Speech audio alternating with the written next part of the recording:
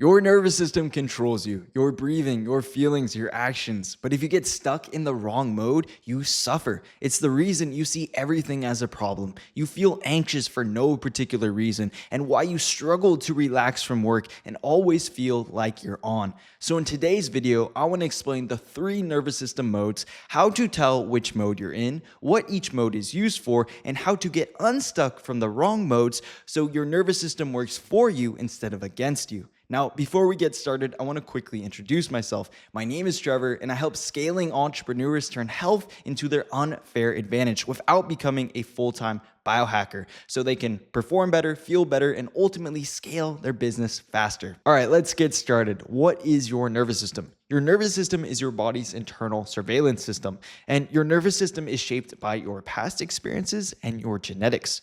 And what it's doing is it's constantly scanning for signs of danger or safety. It does this using its eyes and its ears. And what we're also doing is broadcasting signals of safety and danger. We do this using our voice, our eyes, our head movements. This all sends signals to other creatures about, hey, I am safe, let's interact, or you are a threat, get away from me. I look angry, I look tense. It's why when you speak in a calming voice, it soothes you. It's because it's sending a signal of safety, like this guy's okay, he's not gonna kill me. And that is why when you talk in a monotone voice, or you talk really loud and get angry, then you get signals of danger and you don't want to talk to that person. It's part of the reason why people say that tone of voice matters so much more than the words you're actually saying.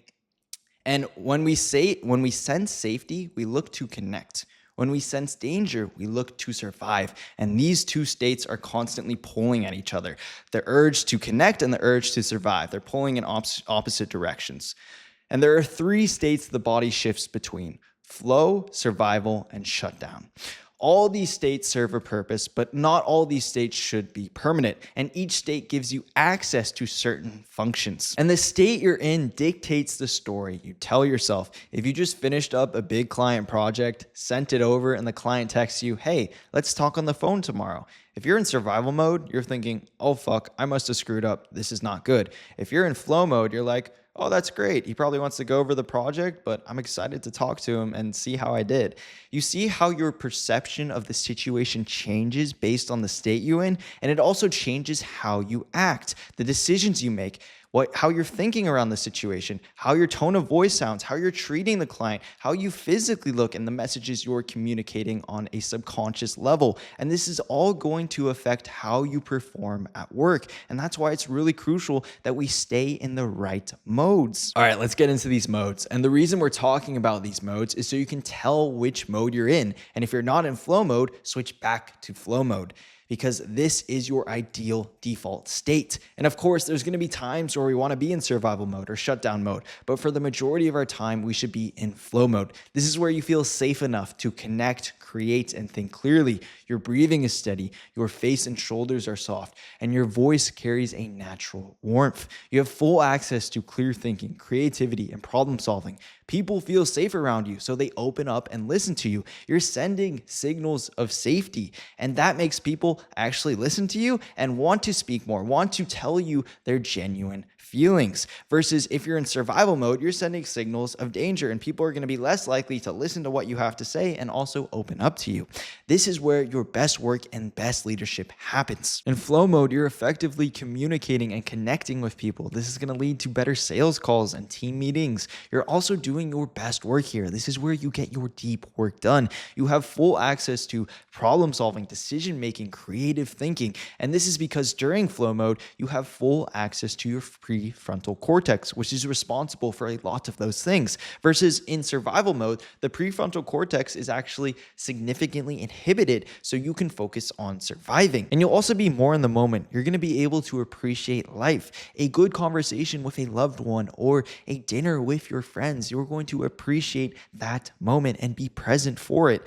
You're also going to be playing and joyful. This is where you spend time with people you love the most and do fun activities. This is your optimal state, and it's the state that's going to promote your best performance and best health. The next mode is survival mode. This is your body's threat response. It's also known as your sympathetic state. In this mode, you're fighting or running from danger. It's vital for your existence, but when you become stuck in it, you suffer.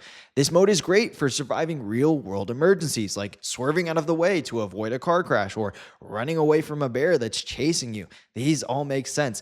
But when you activate this mode for everyday stressors, you run into trouble. And the reason we can do this is because anything you perceive as a stressor turns on this survival mode. So if you see that to-do list piling up or you miss a client deadline and you get really stressed about it, you're going to turn on this mode and it's going to have negative impacts. And what happens in this mode is your breathing gets shallow, your jaw clenches, and your shoulders and neck tighten. Everything feels like a problem. You become reactive, anxious, and frustrated, and everyone starts to look like an enemy. And overall, you just have this negative tone to you. And without returning to flow mode, your body never recovers and it starts to break down. Staying stuck in survival mode is going to lead to fatigue. It's going to inhibit testosterone and ruin your sleep. It's also going to negatively impact your decision making, your thinking, your mood. It's going to cause you to gain weight as it changes blood sugar and your eating patterns. And overall, it's going to negatively impact your health and performance. So we want to avoid getting stuck in this survival mode and instead switch back to the flow mode, which we'll talk about in a bit. The last mode is shutdown mode. This is where your body gives up. It can no longer fight or run from the threat, so it shuts down to protect you. It shuts down to conserve energy and look less like a target, essentially playing dead. And this happens when you spend too much time in survival mode. You can't jump from flow mode to shutdown mode. You have to spend long enough in survival mode where your body gets to the point where it's like, okay, we cannot defeat this threat. We're screwed. Let's just conserve energy. Let's lay here and hopefully the threat just forgets about us and we survive. You feel numb, you feel emotionless, you have zero motivation to do anything, you're physically heavy, your brain is foggy, and you have the urge to hide or disappear. Some call this burnout, and that's essentially what it is. And you've probably experienced some form of this before. But the thing is, a lot of people think that it's you being lazy, but it's actually your nervous system shutting down. It's conserving energy, and that is why you have no motivation or drive to do anything. And the reason for this, again, is because you're exposing yourself to constant stressors. You're staying stuck in this survival mode, so your body's giving up and shutting down. So we've talked about the 3 nervous system modes. How do we get back to flow mode? How do we switch from survival mode back into our ideal default state? And remember, the more time we can spend in flow mode, the better our performance and health is going to be. If we recognize that we're in survival mode, we're going to want to shift out of that mode as fast as possible by using one of these techniques. First, we have quick shifts, like humming, physiological sighs, and extended exhales. These all can bring you back to flow mode within minutes, and they're highly effective. So for humming, what you want to do is you want to hum and emphasize the first part of the hum. So you want to emphasize the H. And what you're trying to do is get a vibration in your throat and all the way down to your chest and even all the way down to your stomach. This is all going to stimulate your vagus nerve, and it's going to help you go into flow mode. So it's like like that instead of like a really high like that's more like singing. And I think singing still can get you into that mode, but it's not going to be as effective. Now, the next practice is physiological sighs. This is popularized by Andrew Huberman. You've probably seen this, but if you haven't, I'm going to demonstrate it. You take a full inhale through your nose, followed by another short inhale through your nose, and then an extended exhale out of your mouth. And when you're doing the extended exhale, you want to try to purse your lips and also get the exhale as slow as possible. So let me show you.